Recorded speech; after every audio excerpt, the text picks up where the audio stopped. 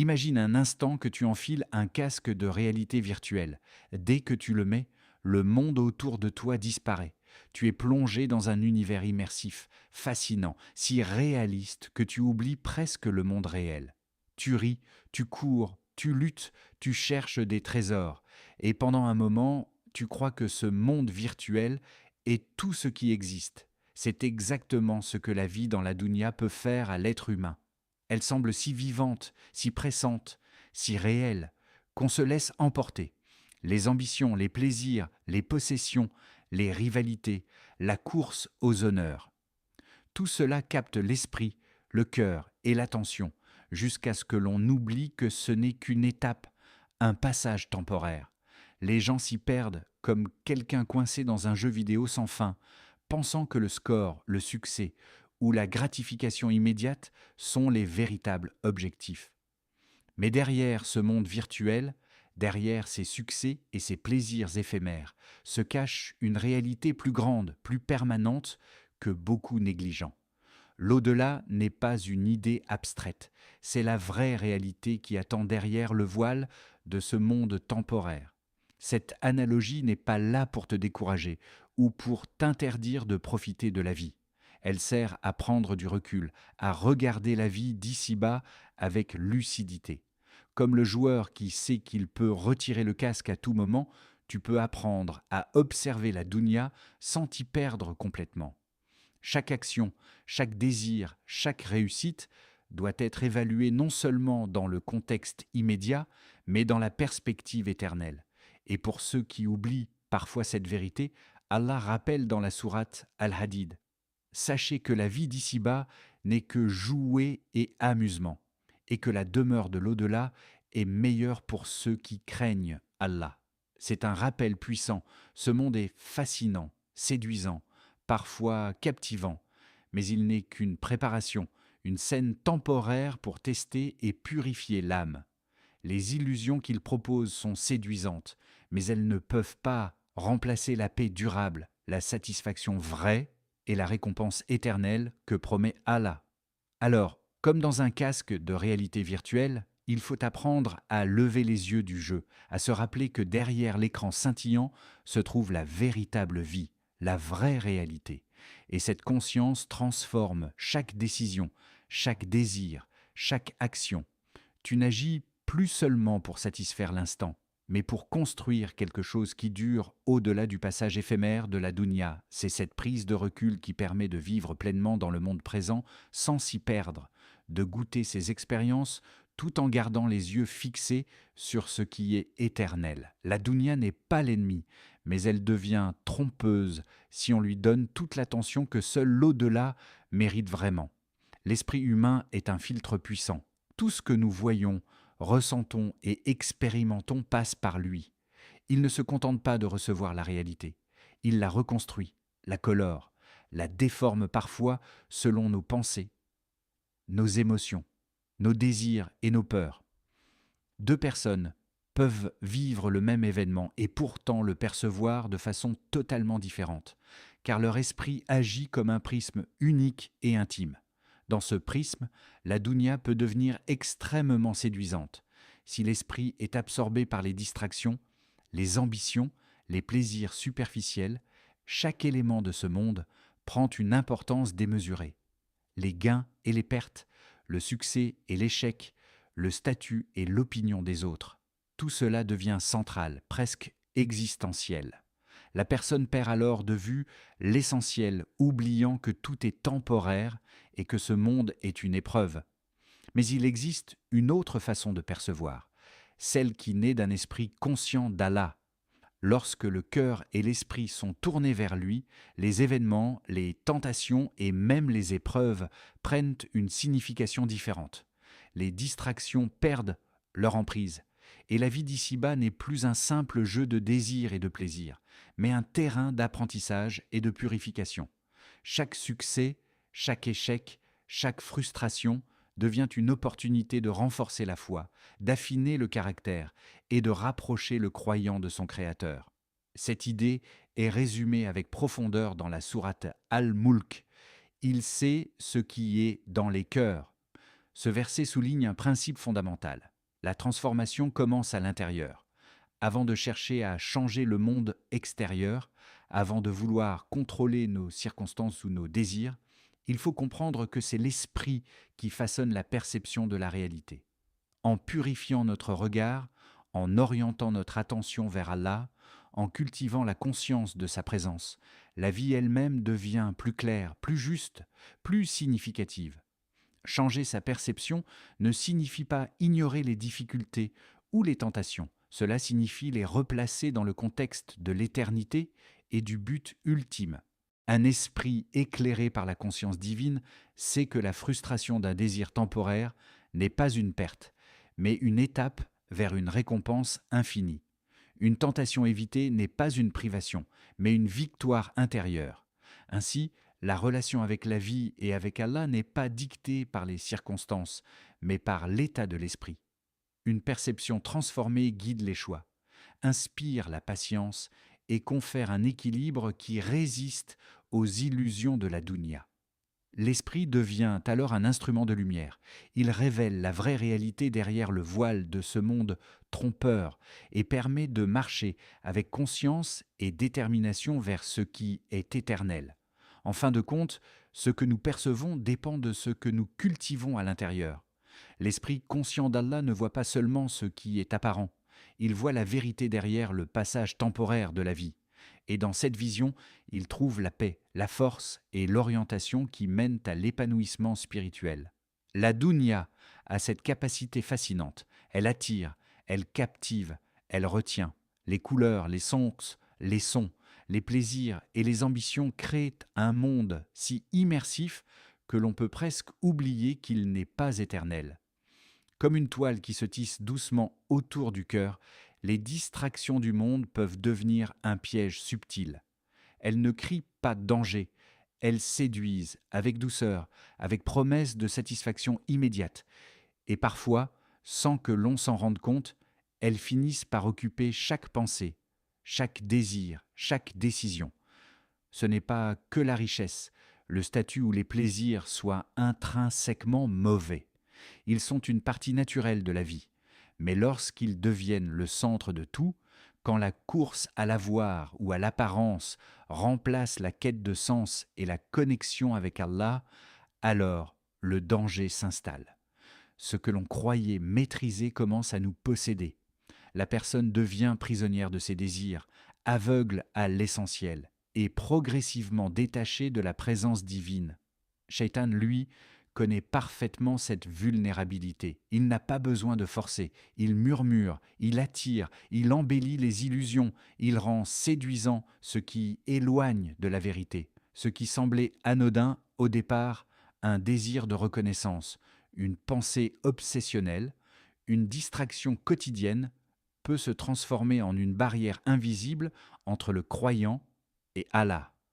Le piège est silencieux, progressif, presque imperceptible. Le Coran nous met en garde contre cette réalité et que ne suivent pas les passions, car elles vous égarent loin du sentier d'Allah. Ce verset rappelle que la vigilance est essentielle. Il ne suffit pas de ne pas commettre de fautes visibles. Il faut observer ses pensées, ses priorités et la direction de son cœur. La conscience et la discipline intérieure deviennent alors des boucliers contre ce piège subtil. Être vigilant ne signifie pas renoncer à la vie ou à ses désirs. Cela signifie ne pas permettre aux distractions de devenir maîtres, de dicter nos choix et de nous éloigner de notre but ultime. Chaque moment de distraction ignoré, chaque tentation maîtrisée, chaque priorité réorientée vers Allah renforce la connexion spirituelle et protège le cœur de la domination des illusions. Ainsi, la lutte contre ces pièges n'est pas seulement une question de comportement extérieur. Elle commence dans l'esprit, dans le cœur, dans la conscience de ce qui est temporaire et de ce qui est éternel. Apprendre à discerner ce qui nourrit l'âme de ce qui l'empoisonne devient une compétence essentielle, un art spirituel, un moyen de rester connecté à Allah malgré les séductions infinies de la dunya. En fin de compte, le véritable danger n'est pas le monde lui-même, mais la façon dont on s'y perd. Restez vigilant, Garder le cœur attaché à Allah et ne pas laisser les distractions devenir des chaînes invisibles, voilà la clé pour traverser ce monde sans s'y égarer. Imagine un instant que le voile tombe devant tes yeux et que tout ce qui te semblait urgent, nécessaire, vital dans ce monde, disparaît soudain de ton horizon. Les soucis, les distractions, les envies immédiates s'estompent devant une évidence plus grande, tout ici-bas est temporaire. Cette prise de conscience, ce réveil intérieur, naît du rappel constant de l'au-delà. Pour le croyant, se souvenir que la vie terrestre n'est qu'un passage transforme radicalement la perception. Ce qui paraissait indispensable hier, richesse, statut, reconnaissance, devient secondaire. Les priorités se déplacent vers ce qui a une valeur éternelle, les actions, la sincérité, la maîtrise de soi et surtout la proximité avec Allah. Cette conscience agit comme un phare au milieu de l'illusion de la dunya, illuminant le chemin et révélant ce qui est réellement important. Il ne s'agit pas de se retirer complètement du monde ou de rejeter ses plaisirs légitimes. Il s'agit de mettre chaque désir et chaque choix en perspective. Il ne s'agit pas de se retirer complètement du monde ou de rejeter ses plaisirs légitimes. Il s'agit de mettre chaque désir et chaque choix en perspective. Chaque décision se voit traversée par cette question silencieuse. Est-ce que cela me rapproche d'Allah ou est-ce que cela m'éloigne de lui? Cette interrogation constante purifie l'esprit et le cœur et crée une clarté mentale et spirituelle que rien dans ce monde ne peut offrir. Le Coran nous rappelle cette vérité avec force. Chaque âme goûtera la mort et ensuite vous serez ramenés vers nous. Ce verset n'est pas là pour effrayer, mais pour éveiller. Il nous rappelle que ce passage éphémère doit être traversé avec conscience et responsabilité. Les plaisirs d'ici-bas ne doivent pas aveugler, les ambitions ne doivent pas enchaîner et les distractions ne doivent pas dominer. Quand le croyant garde constamment à l'esprit que la vie est un test et que l'au-delà est réel, ses choix deviennent plus sages, son cœur plus paisible et ses actions plus alignées avec ce qui est juste. Le rappel de l'au-delà devient alors une pratique quotidienne, méditer sur sa finalité, réfléchir à la nature temporaire de ce monde, se souvenir que chaque moment est précieux et doit être orienté vers la vérité et la bonté. Plus cette conscience est nourrie, plus elle agit comme un guide intérieur, une lumière qui éclaire même dans les moments de confusion ou de tentation. Et peu à peu, ce réveil transforme la vie. Les distractions perdent leur emprise, les désirs sont mieux encadrés, et l'âme commence à goûter à une paix profonde que seul l'attachement à Allah peut offrir. Dans ce processus, le croyant apprend que la vie d'ici-bas n'est pas un but en soi, mais un moyen, une préparation pour l'éternité. Ainsi, se souvenir de l'au-delà n'est pas une abstraction spirituelle, c'est une arme contre l'illusion, une clé pour voir la vérité, un moyen de transformer chaque choix en un pas conscient vers ce qui est éternel et bénéfique.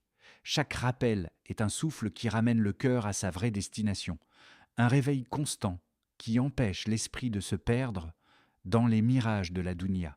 L'esprit humain est un terrain vaste, parfois silencieux, parfois turbulent. Il reçoit sans cesse des images, des pensées, des désirs et des impulsions. Sans surveillance, il peut facilement se laisser emporter par tout ce qui brille, tout ce qui attire, tout ce qui promet un plaisir immédiat.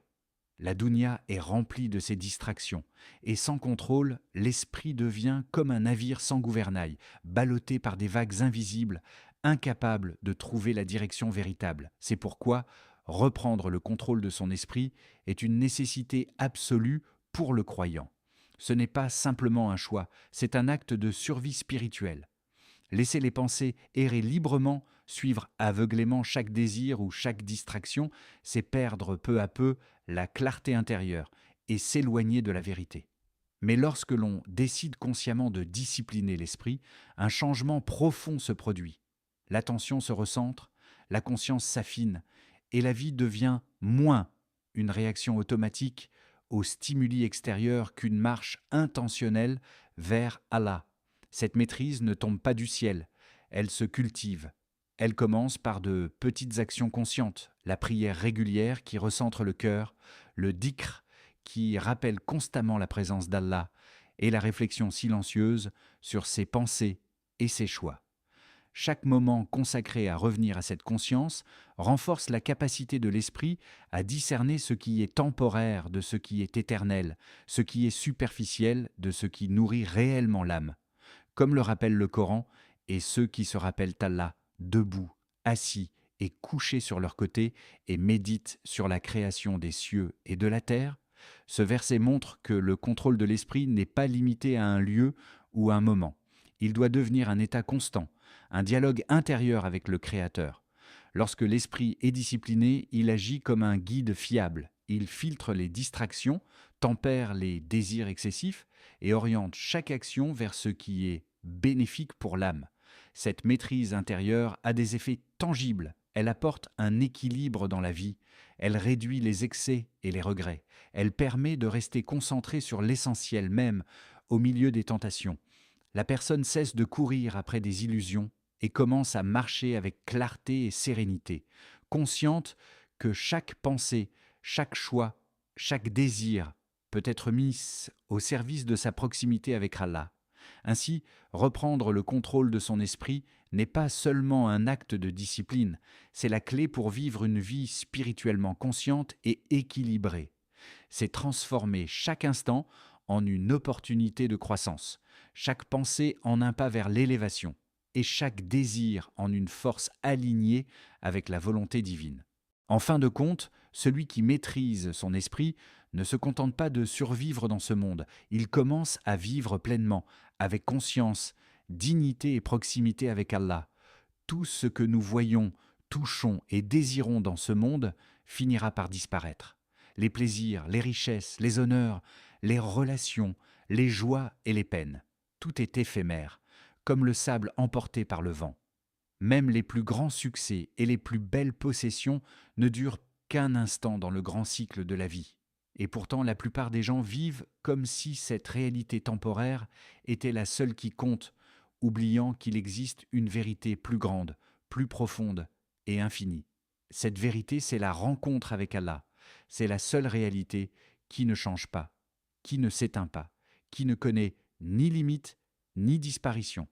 Chaque souffle, chaque instant de conscience, chaque action que nous posons dans cette vie a pour véritable but de nous rapprocher de cette rencontre ultime.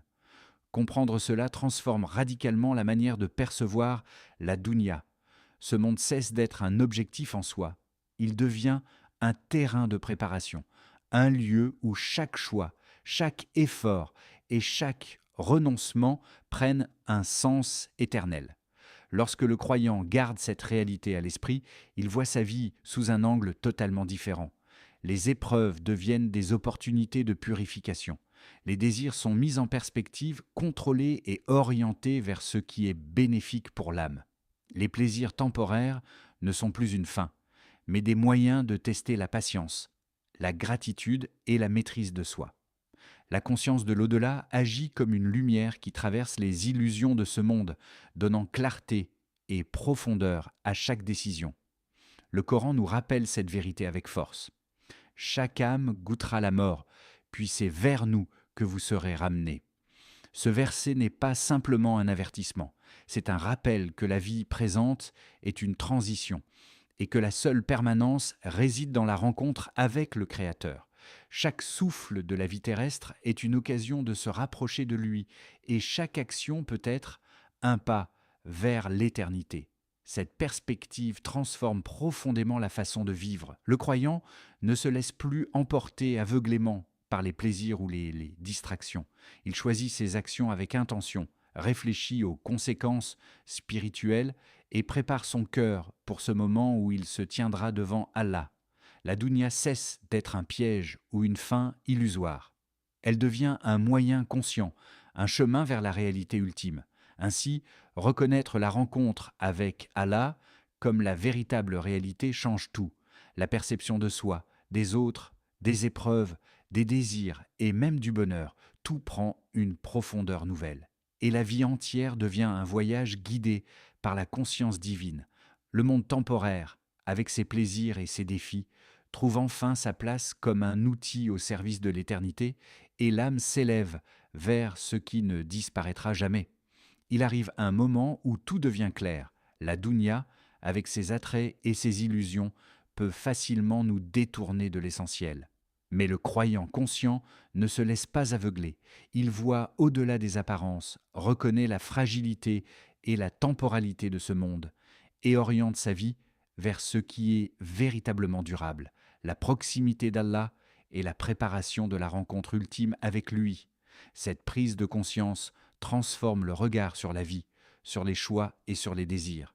Chaque action, chaque pensée, chaque décision prend un sens plus profond. La dunya cesse d'être un but en soi et devient un outil, un chemin qui conduit vers l'éternité. La lucidité spirituelle offre une clarté intérieure, permettant de discerner ce qui nourrit l'âme de ce qui l'éloigne, et de marcher avec équilibre et sincérité. Pour sceller cette réflexion, une prière qui guide le cœur et l'esprit. Ô Allah, ouvre nos cœurs à la vérité et éloigne-nous des illusions de la dunya. Accorde-nous la lucidité et la sagesse pour te placer au centre de nos vies. Protège-nous des distractions qui nous éloignent de toi. Guide la communauté musulmane vers la conscience et la droiture. Ô Allah, fais de nous des serviteurs qui vivent pour l'au-delà. Amin. Que cette invocation devienne un rappel constant dans nos cœurs, un guide silencieux dans nos décisions quotidiennes et un soutien pour rester ferme et conscient dans un monde rempli d'illusions. Si ce contenu t'inspire ou t'aide à réfléchir, n'hésite pas à soutenir la chaîne. Abonne-toi pour ne rien manquer des prochaines vidéos, active la cloche pour être prévenu dès qu'une nouvelle publication arrive et laisse un like si tu as trouvé cette vidéo utile. Ton soutien nous permet de continuer à créer des vidéos qui apportent de la valeur et de la lumière à chacun. Merci de faire partie de cette aventure.